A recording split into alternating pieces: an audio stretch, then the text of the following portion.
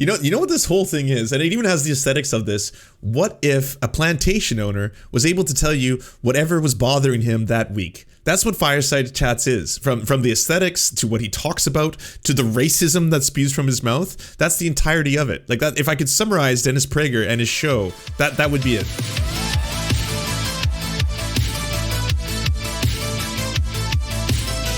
Human nature is not basically good. I've talked about this on many occasions. I have a PragerU video on it. People don't quite understand why it's as important as I know it is. And I won't give you all the reasons it's so important to understand how profoundly flawed. If you've missed some of the greatest hits, if you don't know about them, by the way, he's given us the fact that men are actually all monsters, that they're big rape machines, that they basically just want to sexually assault women, but the only thing keeping that at bay, the only thing keeping order in the universe are things like the Bible and the rule of law. Had it not been for those two things, he would give in to his carnal instincts, which was an unusual thing to say. Basically, what it said to me is that he's actually an enormous creep weirdo who's also a misandrist and wants to downplay the fact that, all dudes, wants to upplay the idea that all men are actually vicious beasts and monsters who need to be controlled. Otherwise, they'll give in to their carnal natures. I want to make something clear. There is good in human nature. There's no question about that. Otherwise, you couldn't explain any goodness. There is goodness on earth, after all. There are people who are good. They work on themselves and they work on their nature, or in some cases, they're just luckily born with a really good nature that is not the usual flaw. I think you tied well. But the reason I'm raising it today is that to understand what is happening in America today, this is the key thing to understand. So I'll go to the conclusion and then I'll work backwards. If you understand how flawed human nature is, you will understand what a moral achievement America is. That's it. That's the key to what I want you to understand today. Okay, go on. See, if you have really mundane ingredients and make a terrific meal out of it, that's a big achievement. If you have spectacular ingredients, it's not as big an achievement. Given, I really hope he's not calling like the country and the people that live there already ingredients. I'm going to give him.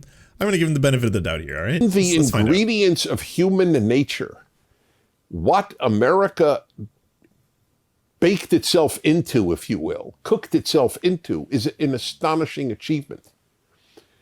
But if you think people are basically good, which a lot of people, especially the well-educated, because they don't understand much, and I unfortunately I mean that literally, they think, well, human nature is good, so of course it's astonishing how terrible America is.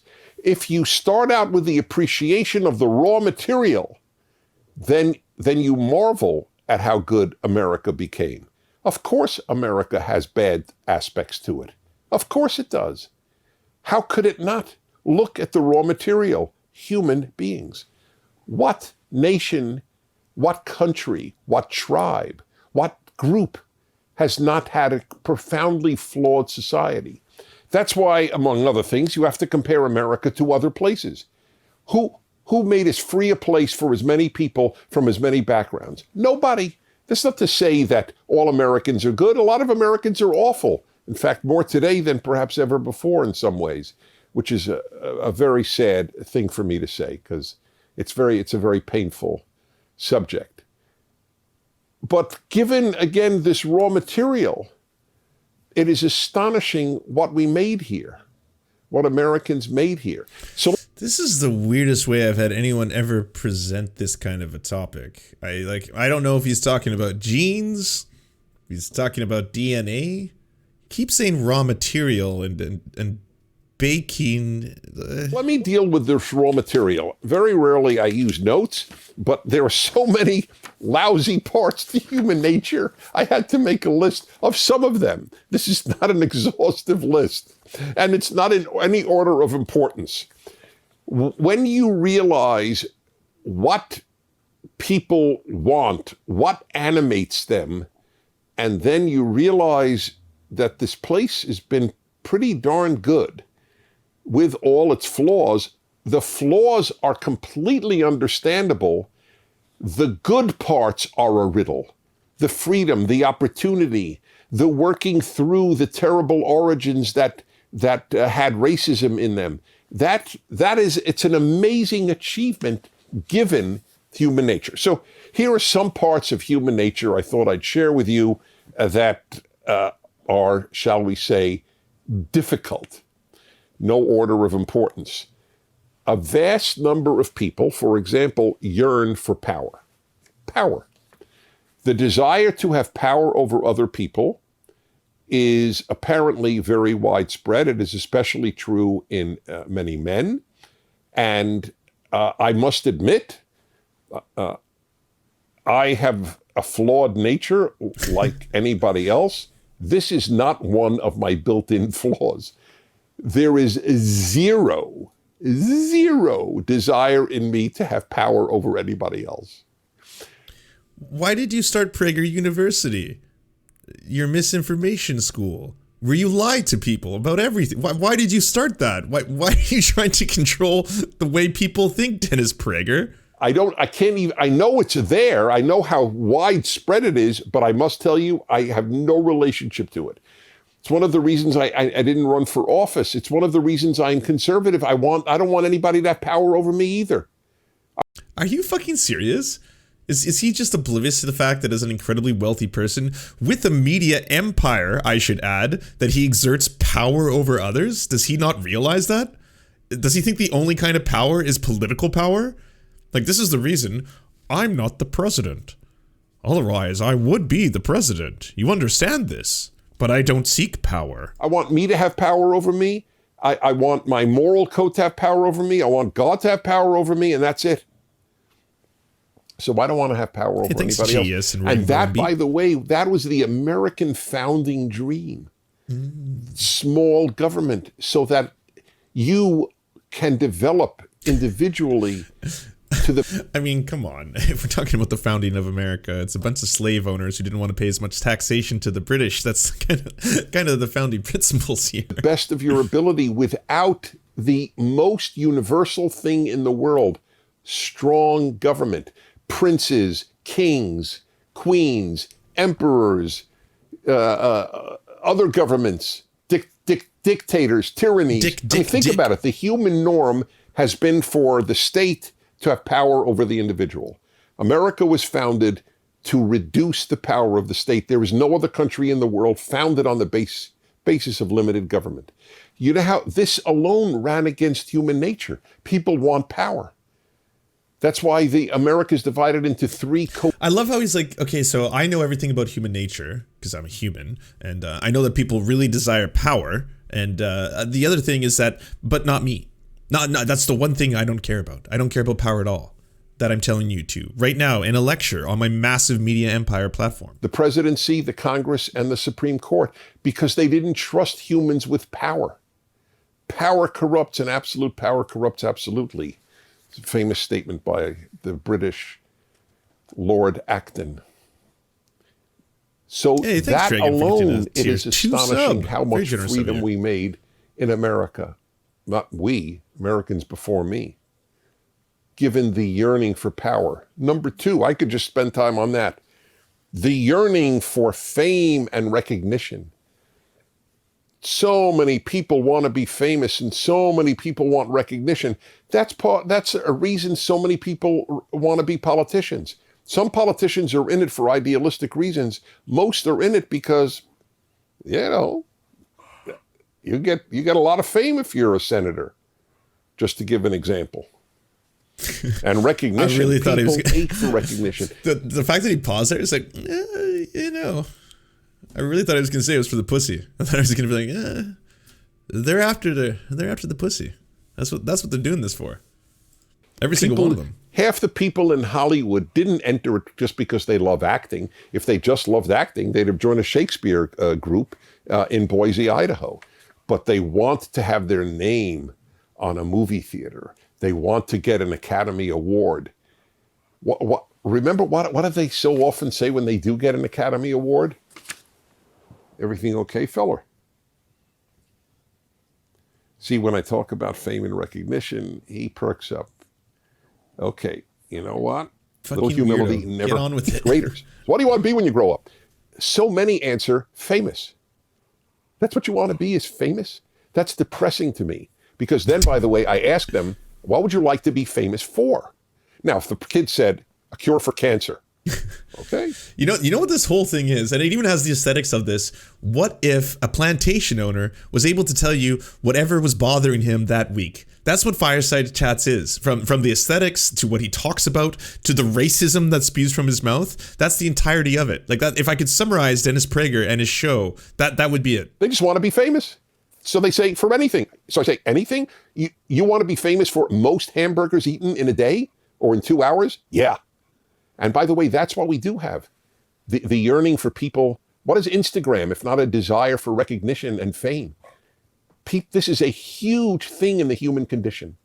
Another terribly flawed aspect. Now look, everybody wants recognition for the good and the achievements they've had. That's normal. That's good. I have no issue with that. But to seek recognition, to seek fame as an end, that's a very big problem, and it leads to corruption in government, because the people are not there to serve you. They are there to serve their fame and recognition. Number 3, a yearning to be important. That's related to the other one. This is I'll add. Stop dancing around it. We saw this, all right? We saw it highlighted. It's what we've been waiting for, Dennis. I need to hear about that desire. To that, a yearning to think you are wonderful. The whole woke thing is that. Oh, look at me. Look at how anti-racist I am. Look at how I am fighting transphobia. Look at how I am fighting homophobia. Look at how I am fighting Islamophobia. Look at how I am fighting, and then you name the evil that you wish to fight. You feel great about yourself. But what if, in fact, there just isn't that much to fight? This country is the least racist, multiracial country in the history of the world. It's one thing to have fought racism and Jim Crow and when slavery, but in the early part. Well, you hear that, black people? You hear that? Why is anyone complaining? Indigenous people? Why are you whining? What's going on, Indigenous people? Latin people? Why are you complaining? Everything's fine. The fuck is wrong with you? So say it's plantation owner. I don't understand. I don't understand. Why aren't you happy? I only work you 12 hours a day. Things are fine now, all right? You're well fed, you're well clothed. We provide for you. I don't get what this is all about. Come on. Part of the 21st century, there's just not that much in America. I proved it in an article I wrote, proofs that there was so little racism in America. And I'll give you just one, because I don't want to go through all of that list. And that is microaggressions. Microaggressions proves how little racism there is. They have to invent it. So if you say there's only one race, the human race, University of California's list of microaggressions says that's racist. There's only one race is racist. It's the opposite of racism. So there's another reason that human nature can lead to a disintegration of society, the yearning to think you're terrific and important and famous and so on. Next, sex. You read about a Jeffrey Epstein and you read about all these people, all these men who have sexually harassed or charged with sexual harassment and all the other aspects of people where sex is a very powerful drive. According to Freud, it's the most powerful drive. And that could lead, and it does, it leads to a lot of terrible stuff. It has to be kept in check. But who teaches kids that you have to keep yourself in check? For all of my adult life, I have explained the difference between a religious education and a secular education. When I had my religious Jewish education through 12th grade, half day in Hebrew, half day in English, very rigorous education in Judaism, and kids with Christianity, the same thing. You learn the biggest battle in your life is with you. Or as I always put it, I was taught that the biggest problem in Dennis Prager's life is Dennis Prager. But not in secular schools. You learn that the biggest problem in your life is something outside of you, like America. So while the religious are battling themselves, No, I'm but a humble northerner, not familiar with the public education system of America. Can you tell me though, Americans, was that part of your curriculum? Were you taught to hate America? Was that what everyone was taught in school? Because if so, wild. I didn't know the public education system was so based. See, for me, as a Canadian, I was taught to worship Canada like a deity, like a god. Like, here's all the wonderful things Canada did in World War II. Here's all the amazing things Canada did. Here's all the struggles that have happened and why Canada is the most wonderful multiracial country that ever existed, and why you and your place in it should be to help the Queen, the great and glorious Queen of Canada. Well, the Queen of the world, really, as she should be. So saith the rules passed on high. Anyways, if that's the case in America, that's wild. That's just wild. the secular, not all, this is a generalization, are, especially on the left, they're battling America, not themselves. Next, lack of wisdom. Okay, well that's it. I was hoping there would be some more wildness. Our schools today. How can we produce ungrateful people? And ungrateful people are miserable human beings, both in both senses of misery. America and Texas. Unhappy, nice. And the way they treat other people. Ungrateful people are awful people. And our schools produce them in the millions. Oh, finally, the psychological impediments to being a decent person. Even all the built-in, then there's other stuff. The person who just has physiological issues, psychological, physiological issues, which prevents them from appreciating what they have. So it's incredibly hard to make a decent society with this raw material. So America's divided between left and right. The right knows how flawed human nature is and says, wow, what an achievement America is. The left doesn't acknowledge. Topper, I completely agree with that. This has got to be like his 700th fireside chat. Oh, sorry, 172. His 172nd fireside chat, and it's still complaining about how hard it is to be a conservative. Hi, my name's Sophia Dugal. I'm 17 years old and I'm from Newport Beach, California. So at least half of Americans, some 74 plus million people, feel they were robbed of their constitutionally granted voice in this past election. How do you suggest, or what do you suggest these Americans do to cope with the fact that there appears to be somewhat of a double standard and one party seems to be above the law? Okay, well, look, it's true tens of millions of Americans are very suspicious with regard to the last election. But the question, if I may, Sophia, is even larger than that, because people can dismiss it. Oh, you're crazy, you're paranoid, you're hallucinating, you're making up stuff. So let's talk about stuff, the division in America that can't be denied. The suppression of free speech. Half of America thinks it's okay, and half of America thinks it's evil to suppress free speech. That's one we could all acknowledge that we have this massive division on. When I fight using clarity. Clarity is my best weapon. Where I can have, it happens on my radio show. Look, I have 30, and I always commend them. His radio show is so scuffed, by the way. If you ever want to see one of the most scuffed radio shows, being run by a multi-millionaire, I have no idea how it's so scuffed, but sure, enjoy. Also, yeah, I didn't know he even had a youth demographic. Speech. Otherwise, free speech means there's only free speech for love speech. Then there isn't free speech. Who's against free speech for love speech? Wait, what? Speech. Otherwise, free speech, then they're not for free speech. Free speech includes hate speech. Oh, shit. Nice. Oh, it's about time. I've been waiting. All right, here we go, Grandpa. They don't realize then they're not for free speech. Free speech includes hate speech. You heard it here first, everybody. All right? You heard it here first. I've told you for a while, I think the general thesis of this entire show is eventually going to be summarized into, why can't I say the N-word anymore? America used to be great. What happened to those days, you know? So that's where we're at. It's true, though, in America that hate speech is considered protected speech. It's not in Canada. It's not in a lot of Europe either. That's a uniquely American thing. The strangest thing about that argument I've never understood, though, is the idea that, like, we have to have absolute freedom of speech. But your freedom of speech limits another person's, right?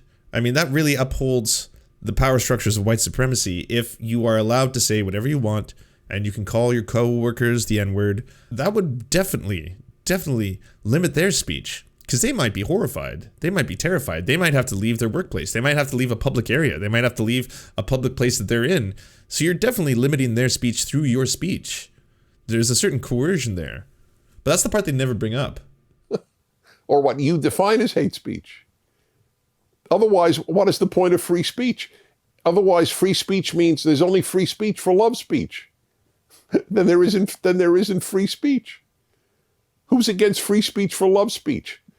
The fuck is love speech? What are you saying? Are you conflating the two? There's hate speech, and we have to allow that. But what if not for hate speech, can we not have love speech too, everybody? You know? I mean, when I call my wife the N-word, I mean that in a loving way. It's a form of endearment, you know? Just a little thing the two of us have together. That's love speech. It's the difference. It's different from hate speech. Never the two shall meet. Nobody's suppressing I love you. It's where people differ. And you then... Why do you think that is? I don't get it, all right? I scream at my driver all the most horrific racist things I can think of, and then the next day, I'm on the news. But I want to tell my wife I love her, and suddenly there's a difference between these two. I've been taught to label what you differ with hate speech. If somebody actually says, I don't think it's fair for biological men to compete against biological women in sports, why is that hatred? You may differ with them. You may think it's fair. I think it's cheating. Do you not remember, if I was to rewind, like 20 minutes ago, where he's like, SJWs, they're always trying to make everything about them, and they're always being like, oh, the world's too transphobic, oh, the world's too homophobic, oh, the world's this. It's like, no, it's not. Get over it. And now, enjoy as I defend hate speech, and then get into my transphobia for everyone to see. Yeah, so that'll be good. So once again, this is bringing up my previous point, talking about how there's a difference between free speech and hate speech, how your free speech might limit the free speech of others. So as he's pushing these antiquated terms, by the way, these terms that have kind of like we've evolved past using them, he's also pushing pseudoscience. He's pushing pseudoscience on his audience, and he's doing it that upholds a transphobic rhetoric that other people are going to watch this and be like, well, I guess it's okay to say that. I'm actually not being transphobic. I'm actually standing up. I'm standing up for sports, and I'm standing up for feminism. The two things. Yes, that's right. I'm going to be exclusionary in my feminism. Because if biological men can in fact compete against biological women in sports, then there's no reason for women's teams to begin with. If men don't have biological men, I'm not denying that there are men who believe that they are women, and I honor that, that's fine. And if your name is Cynthia now, I will call you Cynthia, and I'm not being cute. Aw, he's a little bit better than Ben Shapiro. I guess if we stacked up our transphobes, he would land somewhere in the middle.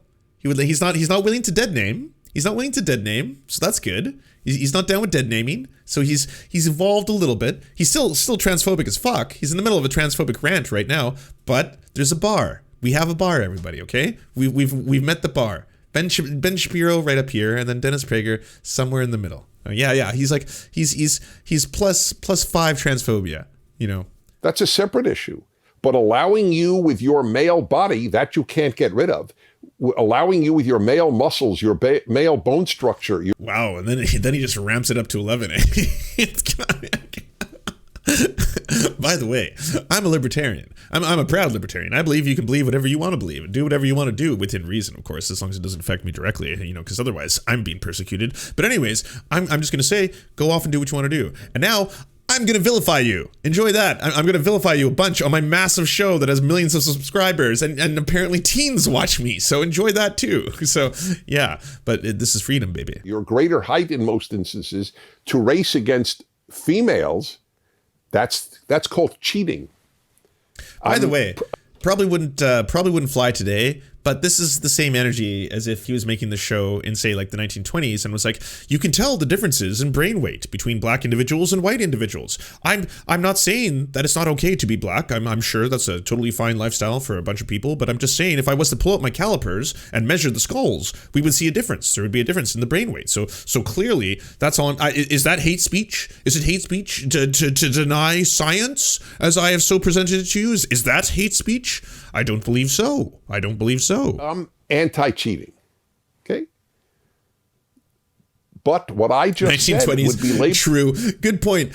Stefan Molyneux still says that. He said that on Dave Rubin's show. I think that episode, by the way, is still up there. The only thing that Dave Rubin changed was the thumbnail. So instead of being like, Stefan Molyneux spits facts and logic or something like that, it's like Stefan Molyneux controversial conversation or something like that. But it's still up there where Stefan Molyneux is like, there's a difference in brain weight between black and white people. And Dave Rubin just accepts that. Oh, okay. Yeah, sounds right.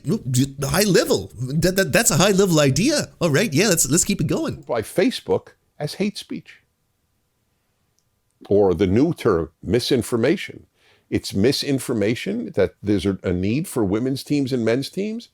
If biological men can compete against biological women, then let us end men's teams. So yeah, I'll give you a different term, pseudoscientific. What you were doing is you were spreading pseudoscience, and you were using it to justify your bigotry. Again, it's the same energy as people who were doing the same thing with IQ previously, brain weight before that, calipers, measuring skulls, all of that. You're using pseudoscience to justify your bigotry. That's all there is to it. Because you're denying that men have an advantage in sports. Okay? What I just said is so obvious that you have to have been brainwashed from early grades to believe otherwise. But I will acknowledge it is not debatable.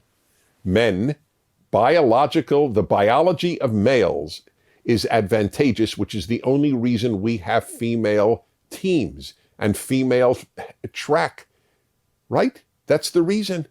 Otherwise, men and women would compete in every sport. But we know men have a physical advantage. They don't lose that advantage just because they say they're women. So Sophia, it goes well beyond this election. You know what's so funny about these two? He always ramps up. It's always like, it's usually a pretty benign question. Someone will be like, do you ever record your own dreams in the morning or something like that? And he'll be like, he'll take that and run with it. And within like 5 minutes, you're going to be down one of the weirdest transphobic, homophobic, bigoted, racist rabbit holes you've ever heard. And I'm just sitting there stunned most of the time. Like, how did you do this? How are you 5 degrees of Kevin Baconing this? Like it's like 5 degrees of N-word with Dennis Prager all the time. Does anyone want to know Super Bowl predictions or do we skip Prager? Skip Prager and go right to the candy? Or do you want to know? Do you think his Super Bowl prediction will be the right prediction? Do you want to know? Is everyone curious? Could be the future. All you gamblers, all you gamblers. That's not to say they will. I'm just telling you what I think will happen.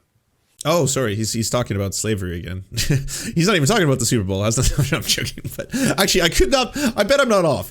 I'm going to let this play. I wonder how intense how is he going to pull Super Bowl predictions into something horrible? Because only he has the skill. He is a nuisance. This guy's like a stalker. Tell him. I will. Oh. Unbelievable. What are your Super Bowl predictions? So let me explain. I know why he asked this, because he thinks I'm out of it. Now, you guys are witnesses. Not only did I know who's playing, I told you the quarterbacks' names. Is that correct? That's true. Okay, just want to make that clear. But since you asked, Tampa Bay. Okay. That's not to say they will. I'm just telling you what I think will happen. So I'll ask you something, Craig. Who's going to win the Stanley Cup? To which he's going to say, what sport is that? I got him. He thinks it's a guy named Stanley gives a cup away. That was relatively benign. That was relatively benign, and a tip of my hat to you, sir. It's kind of nice. It's kind of nice. It's Friday. We've had to listen to a lot of shit, so it's almost refreshing that it ended that way instead of more of the huge. And we've had to take so very much from him, huh?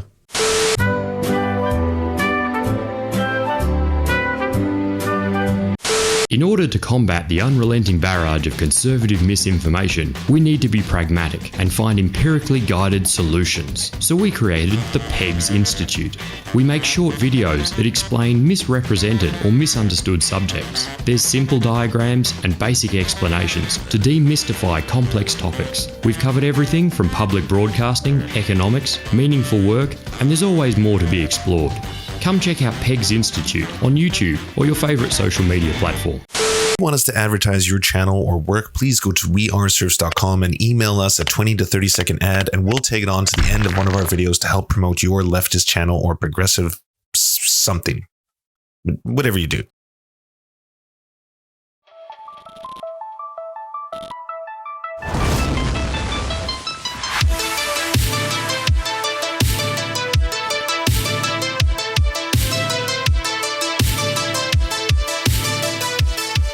To our gods, I'm Raft, Xander Corvus, and Schlatsky, we shall build golden idols in your honor. To our monarch, Tom Spiker, you have our undying fealty. To our lords, Jeffrey Lamb, Trevor R., Hans Josephin, C. Bartlett, Jimothy K. Meeple Beeps Jr., Bisexual Black Gamer, and Trofox, we shall carry your banners onto the battlefield. To our Knights of the Round Table, Josh Mickelson, Dylan Byte, Zach Christensen, Todd Buckingham, Todd Lajeunesse, Political Puppy, Jimmy Bignuts, Andreas Chitoro, Good Poon Hates Cops, That's Solid Poon Then, Dr. Zayas, Yoppie, Violent Orchard, Sophie Baby, Thomas Barrington, J. Fraser Cartwright, Goofalankius, Melissa Murphy, Nicholas Marks, Alexander Thaler, Ali Rada Jafer, Alex Gauvin, Radical Maniac, The Great Pudini, and Callie Kotka. We salute you.